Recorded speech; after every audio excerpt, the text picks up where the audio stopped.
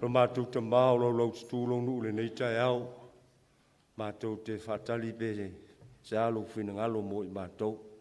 Ta pena o lātou whina ngalo mo mātou loto a iese tasi o isa venga mamawhana nei taimi. Whaanganga o ina e lovu, anganga pa ia. Whamanuia mai le mātou tapo inga o amata ina nei ona o Yesu. Amen.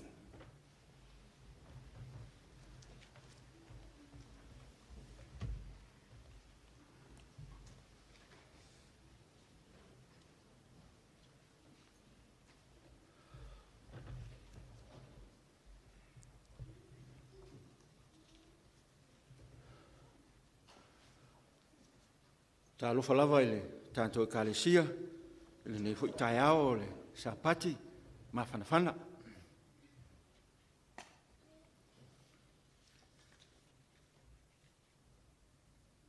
O loo whaanga solo ia tātou le sona I le tusi o whaisalamo. I le nei sapati o loo iai ia le salamo le se lautos fumaleiva. O loo whaonga ina le sapati le nei. I le salamo le salau tolsu malaiva. O loo whaautu ai e sila fia e le atua mea uma. O le atua na te sue I le savali, o le taoto, o le ala mai, a o le whaia mai se upu I le fofonga o le tangata a ua sila fia e le atua. I le whaupo e fitu whangata mai le whaupo e suma le tolu. O le atua e iai I mea uma. O te alu e whea I loa nganga. O te sola e whea I oluma. A whai o te ala, o te alu I le langi. O iai lava oe a whai o te fofola so moenga I se ole. Whauta. O iai lava oe. O le atua lea na te sila fia oe maa. O ia na whaia mea umalava ai maise oe maa.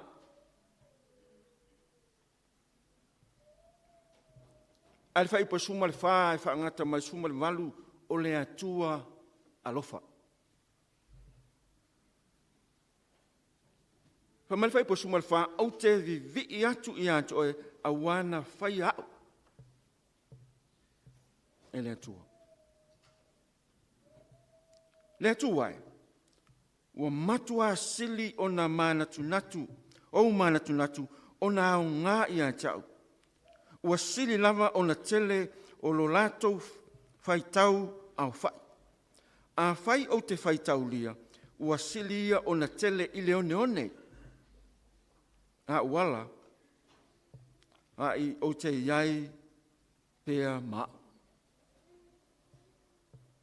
Le lofa o le atu, hama ia sili atu I le one. Le lofa maleanga leo le atua. Nā te sila fia lo ulu fafo mo lo to ulu fale.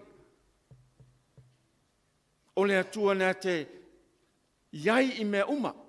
I le neiva yaso atoa. I lo to soifua mo lo uola. Sa pui, leo, la viai, le atua lea. Le atua lofa. Na whaia oe ma. Tātou te le whapea le nei tau. Tātou vivii, ma whaafataia, le lofa, ma le hanga leo le atua. Le atua le nā. Na whaia le sapati. E ona le sapati. Awa o ia ole, ali I o le sapati. O mātou I luma nei, ma au auna toi ina, sunga ia Masoe, Andy Ninglem, sunga toi ina ia te tia tua au, mātou te tu ina toi le au le whaatalofa, whaafeilo I atu, I leo tātou e kālesia I le nei tai au, tālofa lava. Whatalofa I le sunga le whaifi au, ia pasta I lunga pō ma le ainga.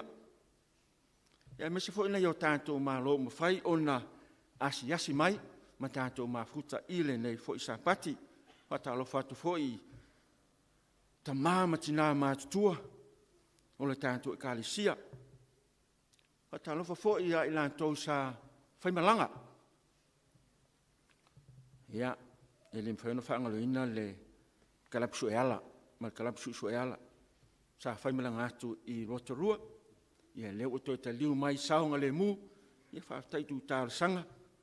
Sa tu inatu ele whainga malanga lana au auna. Ma le whalitua, ma le au malanga. Ia leo o tātu toi Failauga. Ia ma le manuia fo i le vi inga i le atua. Le ngate lea ia. Tātu toi mafuta fo i male. Aun to ina ia whaaso tauloa. Pole ia solusi. Ia whareni male tamamatua. Ia tole papati. Ia o toi ta liu mai fo i whainga malanga i whainga malolonga. Sa whianga iai ia vi ia le atua. Whaafile atu i toi ina ma te akono i ona vaenga lua. Ia mesi fo i la tolo mai mo mai i lunga o penga ta whailangi. Whaafile i fo i sunga tofi. Sunga i a Masoe, Nenglem. Ia la whape nā fo i ona au wala mai eise whi au. Whaamalosi mo i tātou i le neisa pati. Tauna iei wha unga a le atua lana au auna. Ia ma whaamanatu fo ia te ia lana tāpenanga. Ia mo se whi au mo i tātou le nei tai au whaafitai.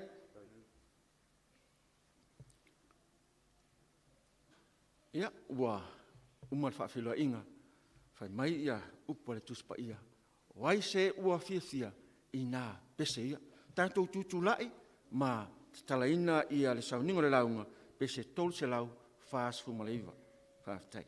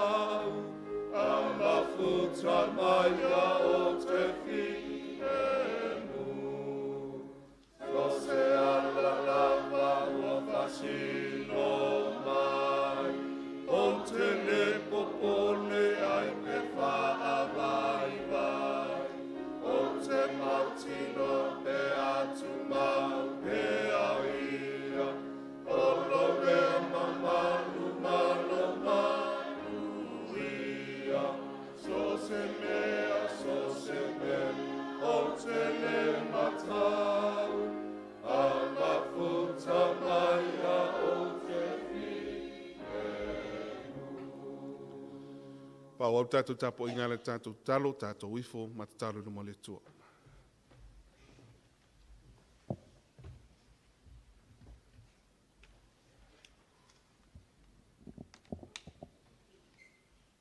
Lo mātou ta mai o le langi.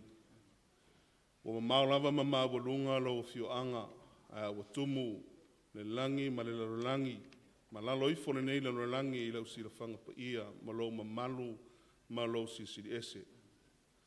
Pe ona maria upore nei vi inga sa mātou langi fitalia i le nei tu la tai ao, so se mea sa mātou malanga iai, o le uta, o le tai, o se sae, o se sifo, o te tonu le manawa le ele, o lunga le ea le nawa yaso ya mātou sa i linga wha le tangata. Mātou te tonu sa tau muli ai le li o le langi a te mātou, tau ma whaifo i awala ese ina i le peti ai, lātou soifua ma lo mātou wola. Peita i ane le tua, ia ua manu mālolo au taita i lau whanau nei fo i tūlatai au. O lea lava e au ai ate i mātou o lau whanau, anga sala ma le to ilalo i o luma i lea teimi ma lea teimi, ona mātou vivi i ma whaane ne ina la o fio, au awa siri e se lava lo walofa ma lo wangare lei mo i mātou. Mātou te tonu ta maa na sea noa lo walofa lea mo i mātou ma lo walofa fua, se me manu mātou te le o au lia mai le nei tūlatai au. Pete iane, vi ia la o fio, mātou wa ia, fōli ngā lofa o la o fio re nei tūlatai au, e ala le sangi fia mai o lau whanau, mātou te avatu le vi inga ma le tāu langa ia te oe, e ala nei Sauniga wa mātou a mataina. Ia le tua te tono mātou loto pe alu nei anso o mātou vivi i ma whaftai ia te oe, e le lilo, e le lanu ailo wangare le ia te mātou. Ia tau ia o fua mātou langutu e whaale atu ai la o fio lo mātou nganga, fia whaftai atu ma fia vi atu ia te oe. Ta tonu fo i o mātou loto e tele teimi mātou te whaangalongalo ia te oe, ma o mātou le mana tua lo walofa. Ia alo e alofa mai pe ia te mātou.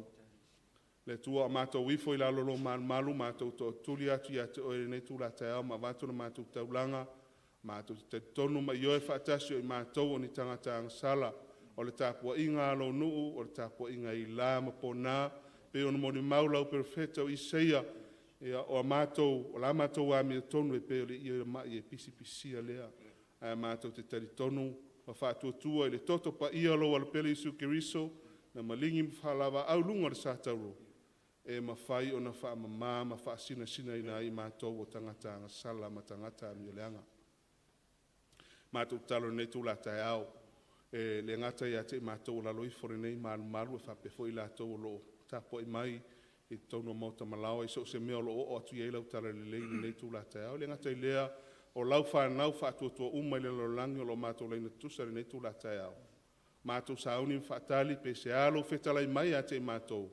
Mātou talo ina ia. Tala ina la mātou whaalongo, ina ia mātou langona, ma ngoto ifo i te tonu o ayu whina ngalo mo lātou loto. Ia lo whetalai mai mo i mātou le nei sapati. Ia mātou talo i einisi o popua ngā tia mawhtia. Ia i lātou o whea ngai ma tawivi, ma maiti ngā umare nei o langa le ngata ilea, so se whaafita auli o loo. Ia isi a venga ma mawhai so stasi le nei tūlatai au. Wana o oe o le foma isili, wana o oe fo e mawhai ona e wha mawhanwhana ina o mātou loto mawhatia, e wana o oe fo e mawhai ona e tau aveina a mātou amo ma mawha, mātou talo ia te oe wha manmolita ma, alo whangia i mātou.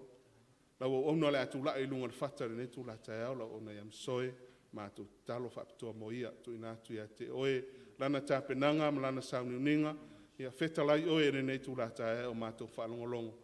Ina ia mātou whaalongo ma le manino, mātou whaalongo ma le toa. Ina ia o ngā upu ia te mātou ne nei tai au, ina ia tāpena ina pēa ma Sauniga pēi mātou, mo le whaamoemoenga i le langi ma le ola e whaavavau. Whaamnia ma le nei Sauniga, mai lona amataina, se ia o atu i lona whaiunga, tō mau tu pēre vi inga o lau fio. Whaamangalo i mātou o no loulava swafa i sua mātou wole, mātou talo tuai nei. Amen.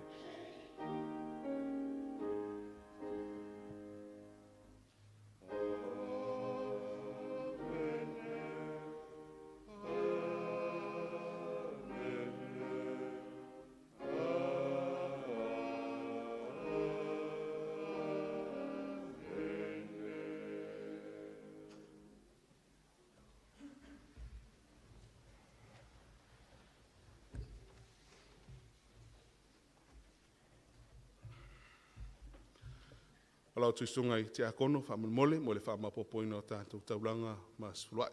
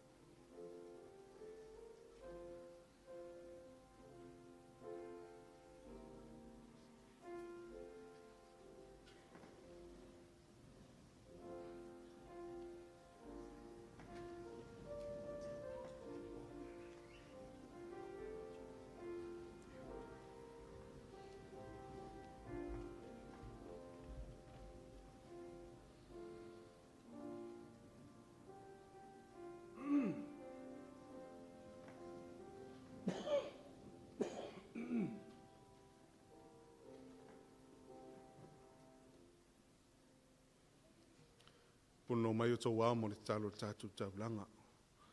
Tutula i lau o whainga luenga le ne tula tau luma o taulanga mas fulua i o mātou la foina. Fua mātou ngā luenga le nawa yaso. Sa e fua ina mai a te mātou o tupe o mātou tu e whaafo i atu i lau fiu. Mātou talo ina i e o whaamnianga whaamole. Whaamnia i lātou sa lafo ne ne tula tai au ma le lotu malie. Whaamnia fu i lātou o le lafo o na o le vai. Mātou talo lea whaaftai Yesu. Amen.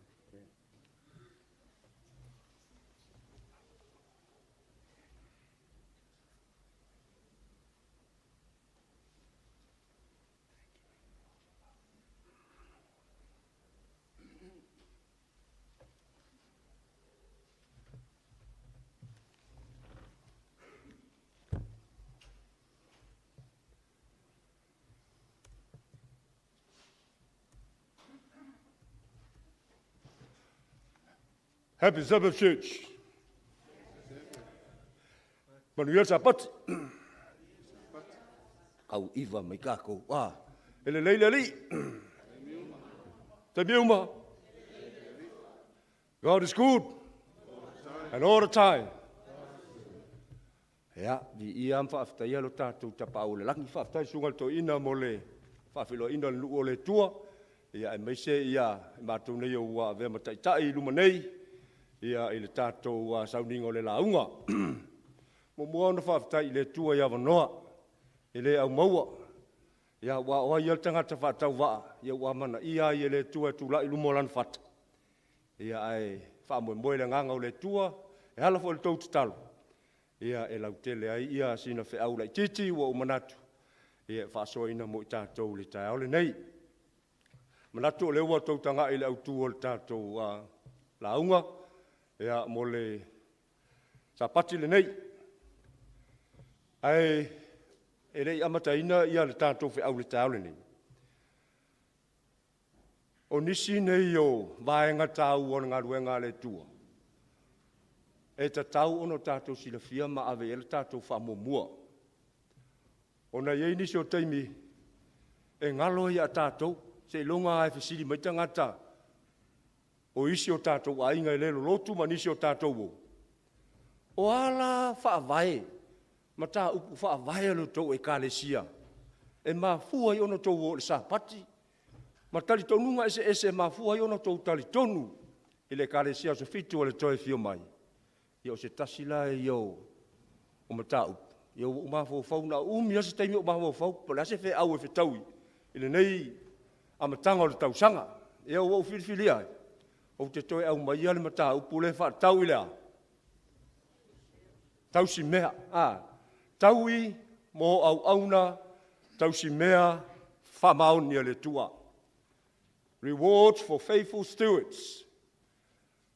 Ia, se tasi leo mata upu a e tanga iai la tau i olo iai tusi a whaavai te tono o tau ainga, ia po tau ato fo i la tau o Failauga no fo ainga. Ia, manatu o le lona fia fo i leo mata upu tona tusi whaavai.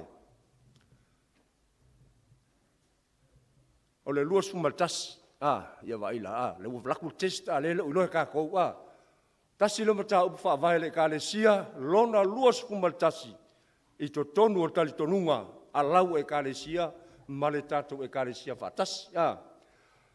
O leua, tamu whaile tua. Ina ia to e whamanatu mo i tātou le tāole. Nei o tātou tusi whaitau mo le tau sila fia. Ia o lo maua i le mātai o lo mtau pe lua suma le lima. Ia o te mana o tātou te whaitau ina le lei ama tā upu i e lua. E tasin ma tā upu. Ai lua ia nisi o vaenga o whata oto. Ia na saunoa ia i lo tātou li i whaolo Jesu Keriso. E pasi so o ai lau whaitau, ma lau wa ai. Ai telea na ngalo ia i tātou nisi o whau tau. Ia o lo te tonu o le whionga pa ia le tua. A tātou le i whaitau ina la whionga pa ia le tua. Puno mailo wahalo whai le talu. Lo mātou tamau le langi a mātou le ia. So e ina lau a whionga pa ia, su e lau a whionga. Ia, e walea ma whatau waa i mātou, e maisa Failauga tai ole nei. Talo i lau fio, whaangangana ina lo ngutu e vea me whai ngā luenga. Whaasoa ai lo whina ngalo o whaafonga lo nuu mo i mātou. Whaola ina aisa nganga mo lo mālo. Whaatai Jesu. Amene. Yeah, ele whapeltania for the sake of our young people and for the sake of all our non-speaking Samoan friends. The yellow color is for you guys. Si tātou whaitau mai wha Samoa whamon, whaitau.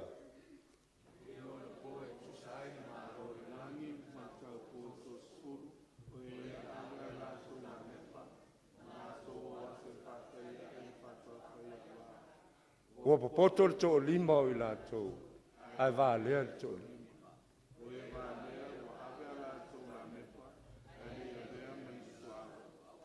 A oe popoto, wa ave ni sua au I a lātou.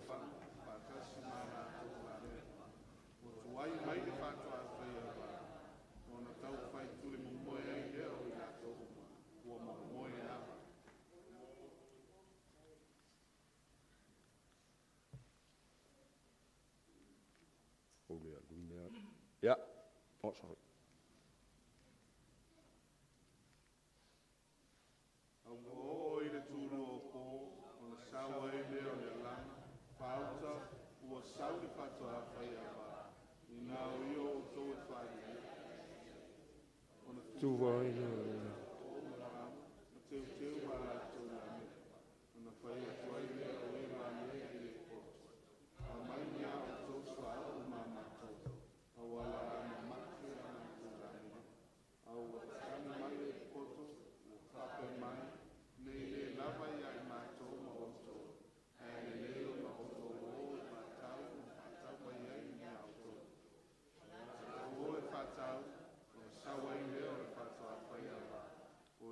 Sa un foi o lātou patasi mai la ni tasa mai. Ona puni ai leo e whaito. Mulmuliane, ona o mai ai leo I tau po, o whape mana, le li e talatu pui mo mātou. A o tali ato ia, o whape atu, moni o te kaiati a te uto, o te leilo o to, o lea I o to mātou.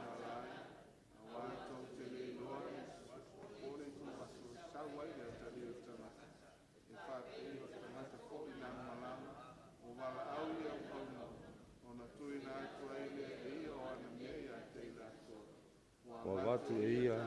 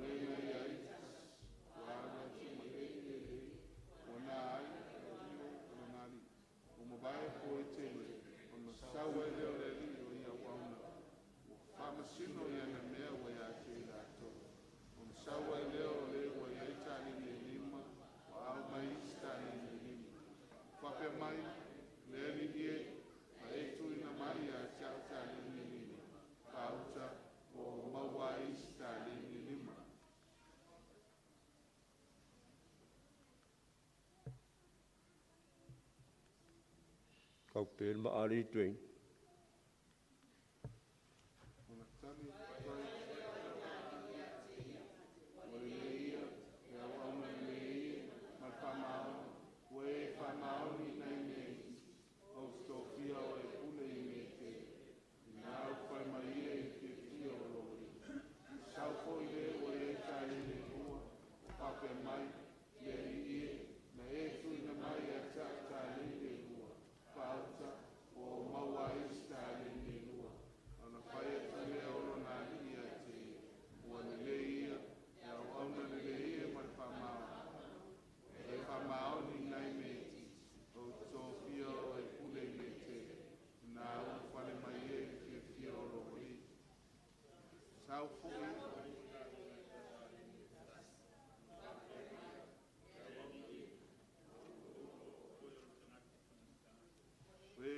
Tene. Wai wha popo foi mea le I wha pepe ina ai mea.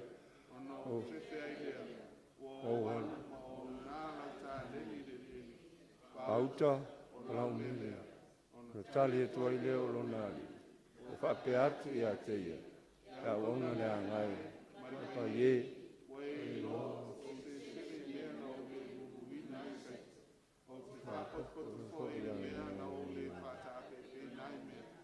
Lea.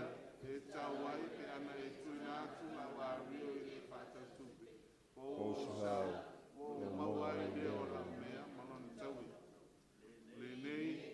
Yo tau whao le tā leni na ia te ia. Ia watu i le o iai tā leni e sfuru. A wau.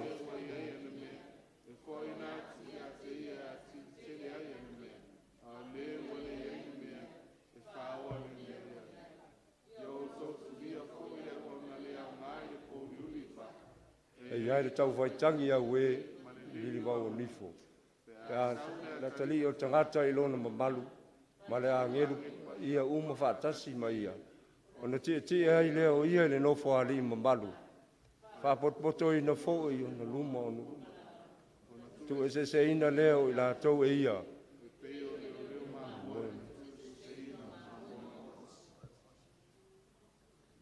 O na tu ai leo ia o maa moe lona i tu tau. Au oti lona i tu tau anga vale. Whai atu ai leo le tupu na i tu tau. O mai ia, o tau o whaamanu ia ina lo tama. Ia whai o tau tu ma lo le. Whaavai ina le lalo langi.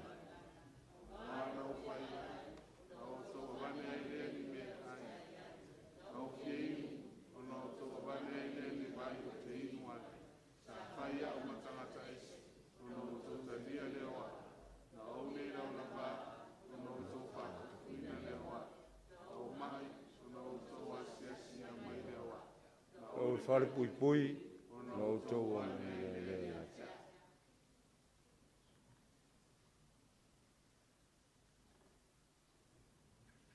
O tali mai ai lea ia te ia o pape mai, leli ie, wana whena mātou o mātou whangaina oe.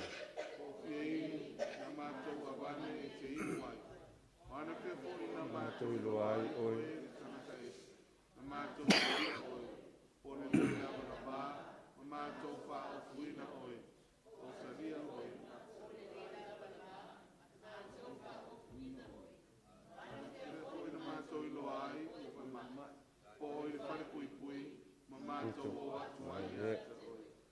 Tale atu ai leo, whape atu i a te ila.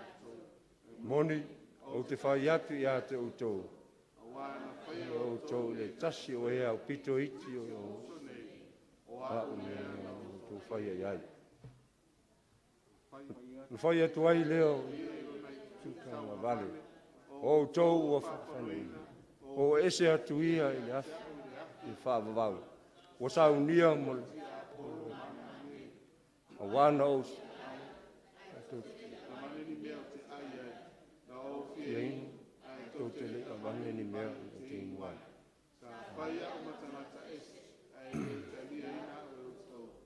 O le lava lava, ai o te le o ma, au pale pui pui fo, ai tau te le i asi asi a. Ai leo leo i ato. Pape. Ana whea mātou ilo ai oe o fia ai, pe fia inu, po se tangata ese, pe le laura pā, o mai, o le whare pui pui, ma mātou le au na atu i a te oe. Tani mai e oe a te lato, pape atu, moni, o te whai atu i a te uto, o wana o tole whai e le tasu e a pito tito i lato nei, o au lea o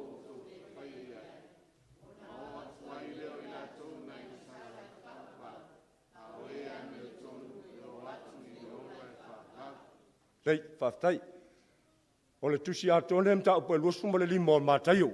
O lo ta o tolua i seunga. O lo ta o tolua ai fe au ta ua lava mo le sila fia le tatu e kalesia. A le tangata e ta ua o ia o le au auna tausi mea. Au whaanga solo la le si tatu tusi le la fai tau pupu lava. E au te manatu ia ave lau ia lau finangalo i tatu tusi le o tuanai. Whamol mole, fai tau. Te pae Sila fia o e mau oa. O lafo ala tau tau nanga ni me. te wai tu. O sila fia fo e ia o le tasu fine.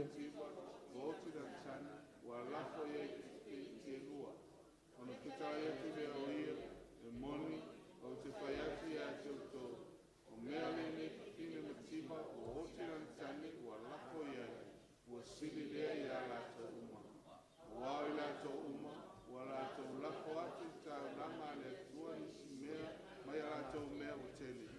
A o ia, o tiba, wa lafo ia na mea uma, e o lato. Whaftai, whamanuia tele le tua e whaitauina o lana fiong pa ia. Ese le mātango o fio tangata aia. Ai tō angai whaitaule, tus pa ia niso teimi a tātou whaitauina, tus pa ia whai mai walawan whai upu se furu. Whawhewna e malama le tusi atoa pe ana o se furu ia, ia whai upu. Tā ua ia suomalia ia i tātou. Ia lo tātou tō angai whaitaule fiong pa ia le tua. Tala ia i le mta upa losuma le lima o mātai. Lai tau te sila fia, tala mua, pol whatau to mua e whatau e tau pou e tō se fulu, lima poto, lima foilea. Whaavasi, mai tau ina, ia le ngaluenga le, lo tātou whaola na whaia le lalolangi le nei pei o le wheau, o lo momoli mai to tonu, o whata oto ielua, a au na tau si mea le tua, o le ata atoa, o le toia fio whaalua mai oai, o Jesu Keriso. O le wheau pito i sili lava na ona whaatau aina. Ai iai la ti ute mga luenga le tua na tu ina atu iai la tau te whaatino ina. Ai lei ato toa ona le lei. Tato mei mai lesi e whetalainga le lo tato li whaolo Jesu. Keriso le lukolom tau po e luos fuma tasi lon whau mua o le wha. Te tasi o malanga lo tato li whaolo Jesu. Keriso whamai lena ia. Na maua ai na ua te pā e lunga.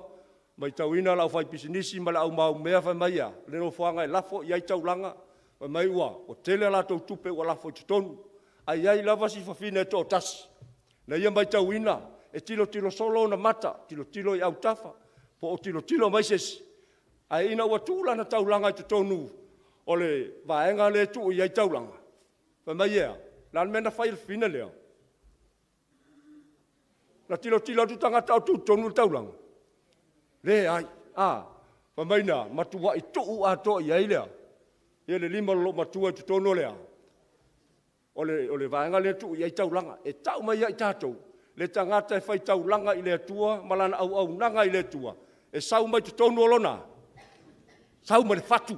O lona winga, aua nei whaata e alunga lau au nanga i le tua. Le ua tātou i le amatanga o le nei tausanga. O le lui a le langi mo i tātou. O le ase tamau a inga, o le ase ti utea le tua o ia tofi ai o le nei tausanga.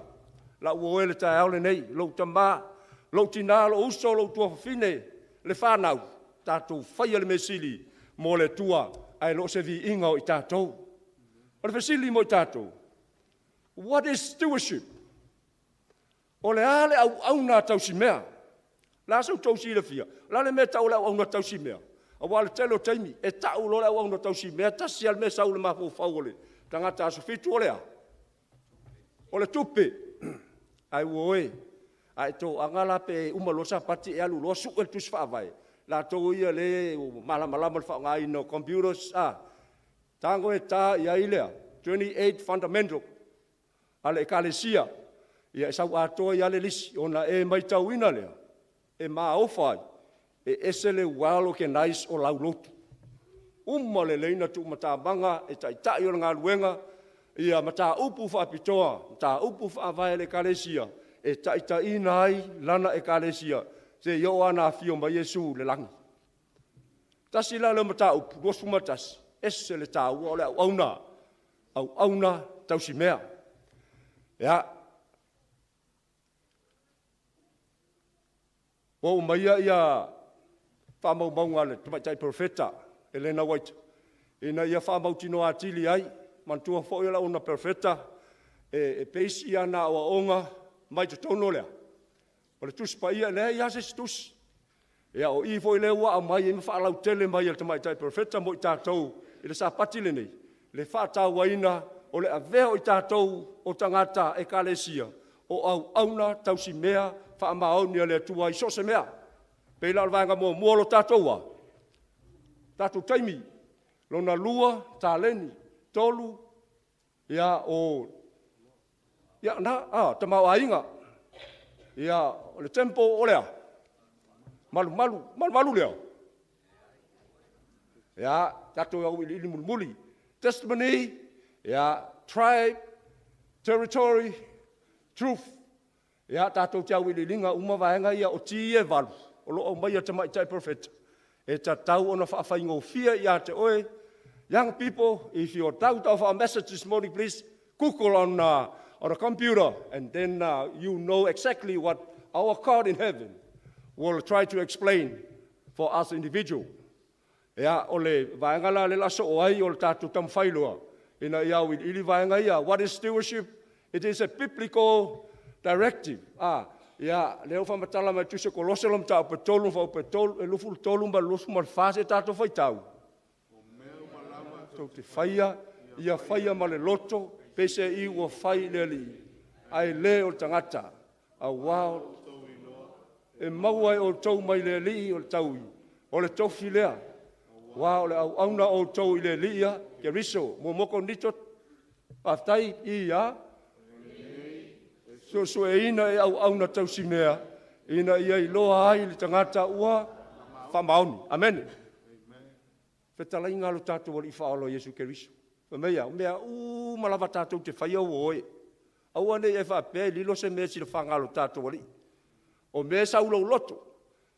Tātou whaia mea ia tātou i le tua, peisea ia o lai whaifea. Le li, ai le oa. Leo tangata. Te lo teimi ia e tātou te ave alu tātou whamua i le wainga whatangata. E meise a teimi ne uwheo ai maina i o tātou wainga tu lou walo o ngutu male afi. Ia meise uo mai masan. Ia te ia le ua. Whawhainga tae lo mawhau mai whapea.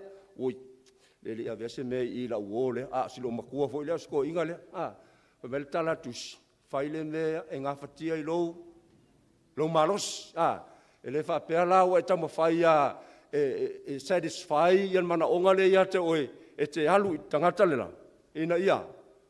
Whatau nuu le mele ua. Wanga lue mele o mahofo tau ona o le whawhal tangata.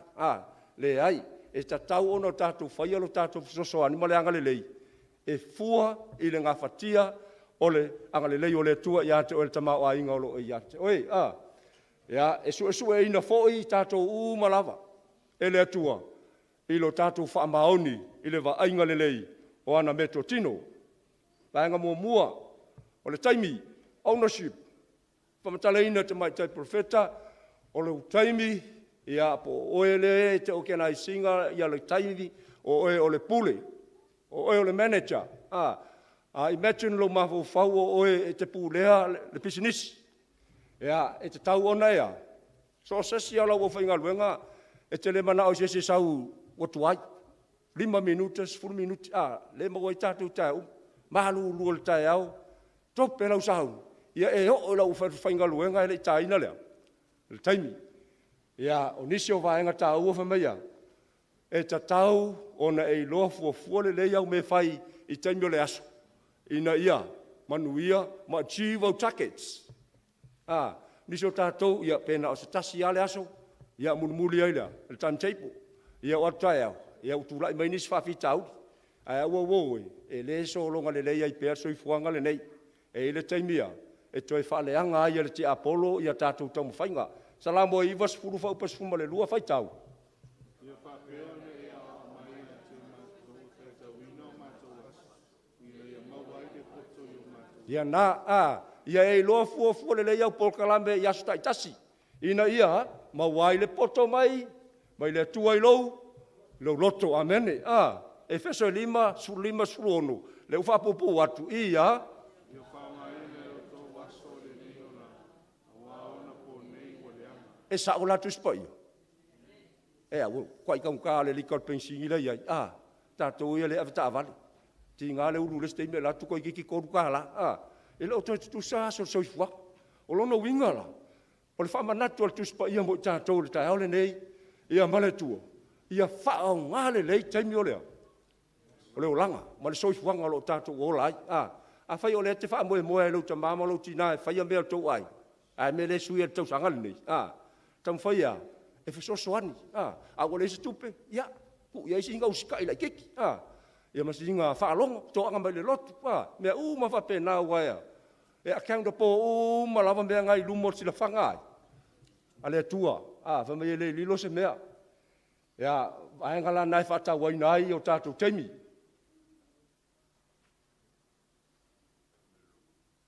Hawe mai lok sa oi rupo. Yo, toi ingu kau lea. Ya, sorry. Tā leni, tā leni. Tā ua i vaenga lea. Tātou mai tō fuma. Ma tā leni na whaamanuia mai le tua ia i tātou. Responsibilities. E nisi o teimi. E tātou te whapea ai. Sa ualu le lotu e whatau nu au tiute. Ai lo iai loa. Lo lotu. Na sa uale e whai toa i le tiute. Umale a alo taulanga. Umale e whailana wasenga le lesona. Toi su e atu teimi o launga o toi alu fea. Talu le whale, lo whaatau a ina ia. Tapo inga e mo i lava o le decision making al tangata lava ia pule ia. Ai woe. Once e ke commit lo yourself to God on a daily basis, e ka kau lava nga e follow le routine nga ia, e forever. E le ka kau nga kako kam whai le tua, lau whai alufi na ngalu, lau muri, la sui au nei tau sanga. Ia aea. Ai lua aso toi fo mena iai, ma tai o e lua lima fa pa su fa e o tos fu fai tau.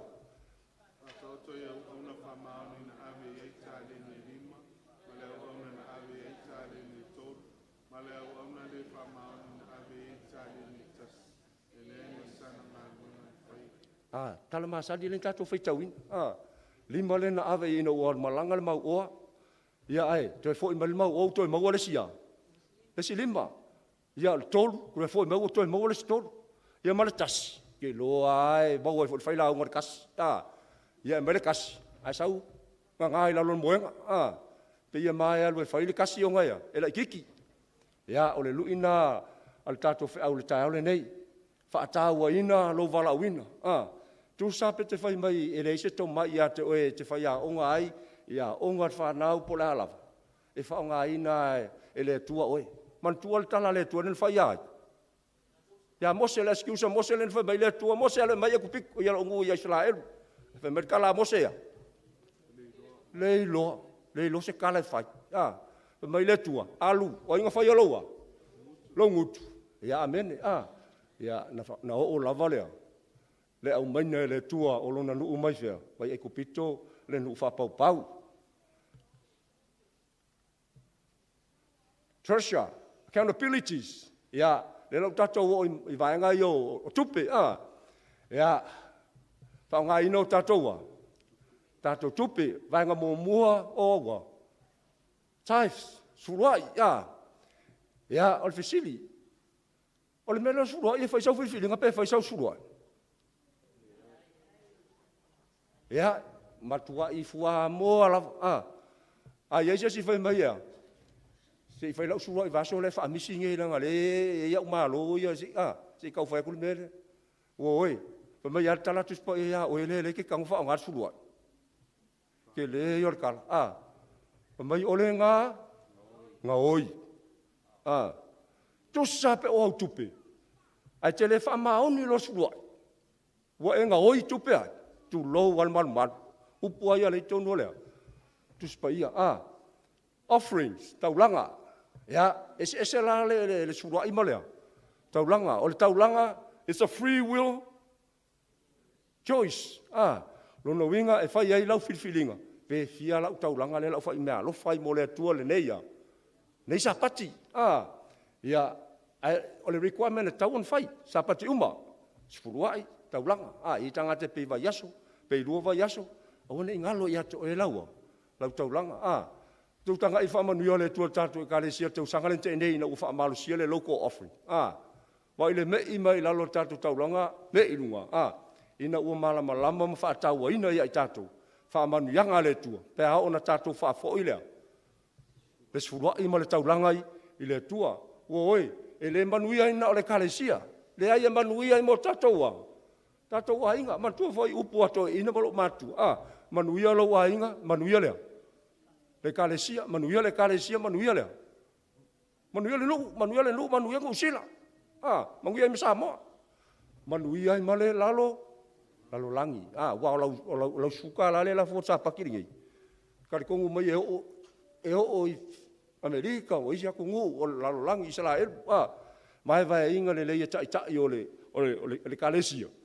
Le tā ua o lau fo wa i mo le tua. Lai sau mai tutono laua. O loto, mantu alfa fine, mativa le na alu avelan whainga tau langa. Ea, malake tolu fo pe valu whai tau.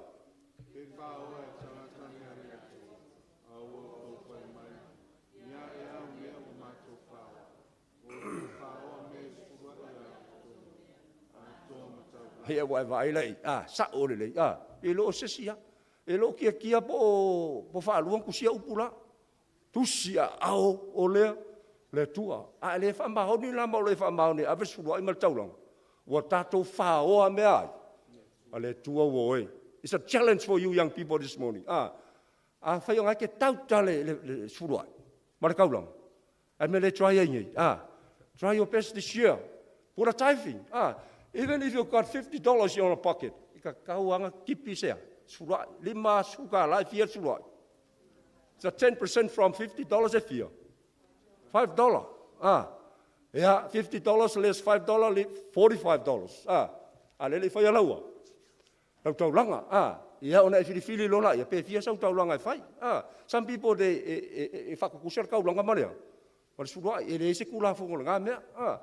Ia ai fai mai lo loto. Ia ia le tua le vainga taua. Temple. Fato fai tau fak. Caring for mind and body for God's service. Ia fai tau fatasi le mau. Tau o le tua, o lo nofo foi le nganga o le tua i tonu ia te utou. Fai e whaleanga e se tasi le malu o le tua. E whaleanga ina le nā tangata le tua. A waipa ia le malu o lea. A maisi amene. A maisi amene. O ila le whaleanga le malu o le tua. Kako uma, uang i whai mai se le sanga sala. Tātou uma lawa yanga, sala. Ia la me miki e lau wei ngai miki awa ke lo ngai ko mea ngai kongo kou ako. E sao. Whamau lalo lumo le tua sa pati le nei. Tau le tua. E le koe whaunga mea. Malu o le tua o lau fina ngalo malaua. O lau loto o e le tau le nei. Tāua ia le sui. O tātou, e le suia e Failauga, le suia e Faifeau, le suia e ngisi ko inga, e suia oe iai. Oe, o la oe lava, filfilinga, faito tas, Testimony, faitau, whamalmoni, faithfully sharing what God is doing in my, e taimi o soi fuanga. Wa whamanui ai le tua ia te oe, le whanau, i mātua, ia onga, e ai temi e ia te oele nganga fo ilele nganga fia fa fitai fia ile tua yana fa monianga e turi vai ia fia uma i tai au uma ona fa manuia mai leo le tua ni so temi fa manuia mai le tua au ngalo ia tātou lea fa fitai a fe metala tu spoi o le anga sala fo ngaka ile fa fitai a pasi lau suenga manuia me fai fai lo to lu malo ainga. Ja, whawhitai whia. Whawhitai le tu. Nei po se mea. Whawhitai pia. I le tu. Wai tolu hatali le tu. Tangata a talo. O le ai. Whatali malea. Mare yoe. Ja, luka e walu whau pe torsu mala iwa. Whaitau.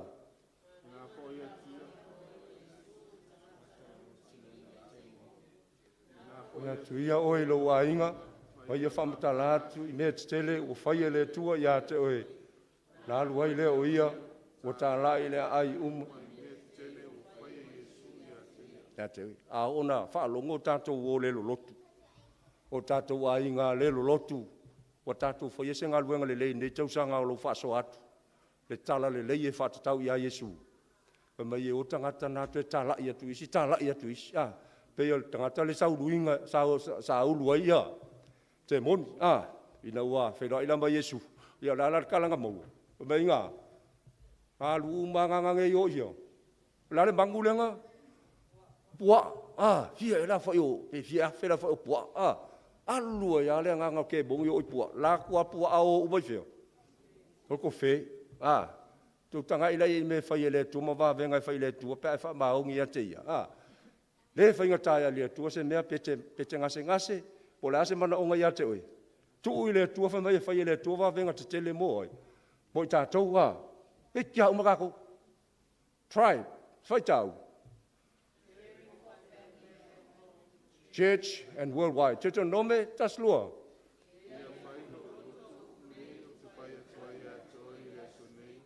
Ia e matua o ao so ai lau whanau.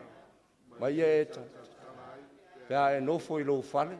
Pea e savali fo I le ala. Pea e ta oto. Pea e. A fesili mai lo watali I a te oe I se aso. O lo wha pea mai. Peni a ea ma. Matula fono. Ma wha sinonga. Polo a I mai ai ovalo. E a te oe. Ona e whai atu le lo watali. Sa mātou nofo polonga I a wharao I ai kupito. A ua au mai I mātou I ova ai kupito I le au. Amene. Tā ua I o ngalwe ngale whai o tātou mātua. A ua ni manatu māma tātou matua jiute o tātou whai o tātou whanau. A ua fo ine I a te oela ngona. A ona mātutua ua o le toewa. Ai e te tono tātou tapo inga. Le ai, ele se ngalwe ngana tātou. Ngalwe ngana tātou e whai olea. O le talo. Ona, wa ese tausanga ne utato ia. O kele technology ese. E tala noa tu lo tali I le si se furu kausanga ke. E whakakau e fosi aku le mea ngai kei ai. Tali tonu mai e matua I lea. Tali aina le uloto. Ai te tauon tato wa aia ni awala whaingo fie. Pe ila o le tala noa ia I le afiongo pa ia le tua. A wai toi fesidi ngia I fo I tato le tua. Wha ngale kali lea le tua. Le tua ina mai I. Wha manga kui lau whangau. Bea ia sa kupu le nuko le tua I fea. Ana mua, mala lave a inga le tua. Le nau mai le tua lona luu mai tonu oi. Ai ko pito. E ke le kinga inga sue, be ingisi kali mai lau langi po. Tali al tuspa ia ma o ongala. Ale kalesia. Territory, ia. Caring for land and environment. Lau sio manga. Tonu lo whangana te no whai lo fale lo whanua. Po Failauga. Ia e te talo I le tua ia whaamanuia. Whaamanuia I mena te no whai. Ele ngata na whaisau ngā luenga I le no whanga fo I le tei ai. A ia, manuia fo I ngā luenga te whai. Whaafitai, tau sangalen tei nei. Tato vai ai fuo ngā luenga whaapea. Le na muli mauina ia usua siasia le sunga to ina ia whasou. Ese le mātango fie. Alua I lona tua oi. Ia, ala mele whapena I tātou nei tausanga.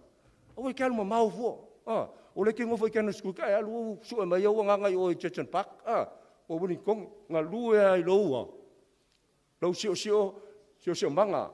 Ke na se lua fo pa suma le lima ia. Ma ua tu ia te ia fato anga I tena. I kong walenga amaka mai ai lea. E mata upu le whatau lea. Tau si mea. O ina whaavaya I le tua, le whaataua ina o le au auna, tau si mea. Nā o I le tua I al tangata na ulua ai ona ia whausia le laulangi nei oai. O atam. E pule le whatoanga. Na ia inga. Whaatu le tua I atamu.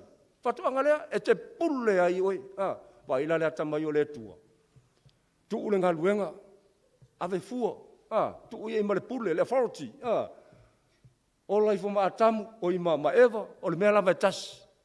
Ai ina ua le whaalongo lo la atamu maeva.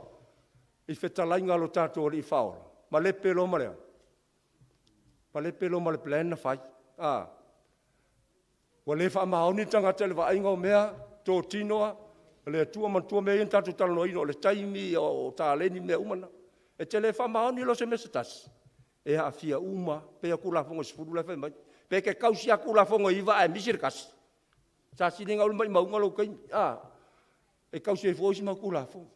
Tā ua tele ia, lo tātou whaalongo I le tua. Ua tātou whaalongo I upu ai. A tangata ia, whamanatu mai le tua mo I tātou.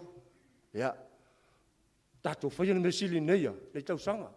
A vea ia le vaenga leo tātou au auna I le tua, whaatau si mea. Ia tātou a vea ilse lau pasene I te mi uma. O le truth, se fai tau mai whamon mole. Faithfully protecting and sharing God's word. Ya, ta la ilo lea. Ta la lei a. Isi o tātou e le inta le ni tātou te whaaso ai. Vai o lare kala la whai le kele. Malama le kuspa ia. Le ai. Tele awala le tua. Invite lo a inga ia. O ke whai tina ai. Ia se mea. Invite ke rua lunch. Aua ngai waku ngai iluo aku lo ia imalea. Maku pua lele. Kuso whaling. Ia mta upa whainga tālot. Matai nei me la itina. Wha masani. Ia nei ulawa lena. Na ofi atu le whea. Whai tau malama tai o lua walu. Mau masangi i ia. Baptiso atu ia te la tau suafo tama. La tali.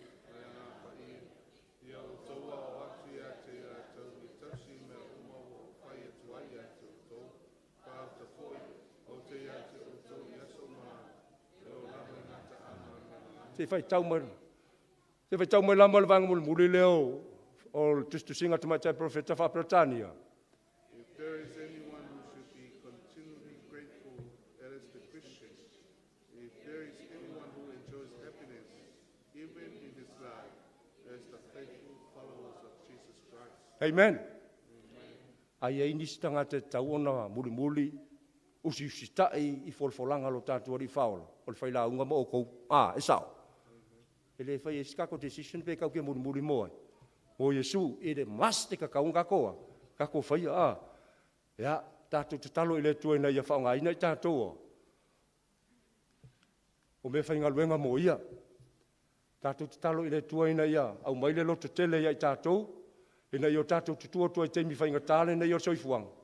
Ia ma tātou tamu whai. Ina ia whaatino ina, le whina ngalo le tua mo nisi o lo fiaolo. Au le ia fio mai, Ia, tātou te talo I le tua, le ngata I leo, na ia tātou tala vou, ia usiasa o tātou a mafuta, ia enga lue le ngango le tua, nisi o tātou au mātutua, au tātou te pole. Tātou talo sia, ia tātou talo sanga. Ia ma whaataua ina, le mata upu le nei, e whaatatau, ile au na tausimea. Na ia tātou loa mo tātou muli ai. Se yo na faali mai lo tātou li whaola iau le langi. Amen. Nā tātou o mai anei Sauniga lon whaiunga, e ala le viinga e tau se lau, walus maleono, tātou tulai whaatasi, ma pepese ai.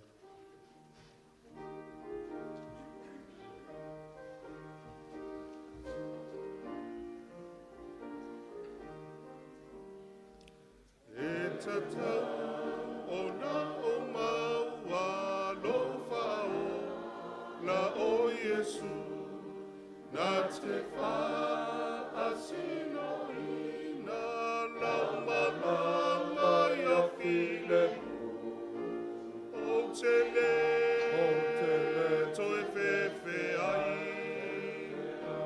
I se mea a whaingata o te le toi tau sua ai malo si a te ia o te le toi whewhe ai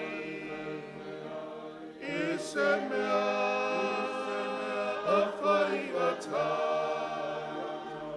o te le toi tau suai se ia tau nui lunga e tatau o nā maua lo whaola o Yesu a o whai le nei malanga I au sa I le a wha o te le toi whewhe ai I se mea a whaingata o te le toi tau suai se ia tau nui lunga e tatau o nau maua lo whaola o Yesu na te taita ina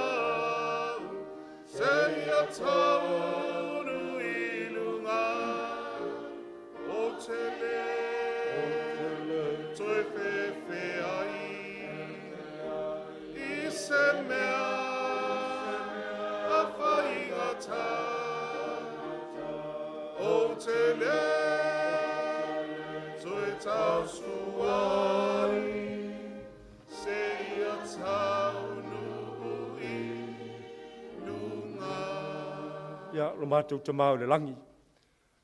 Vei mātou o au na tau si mea wha mauni a lau o fio.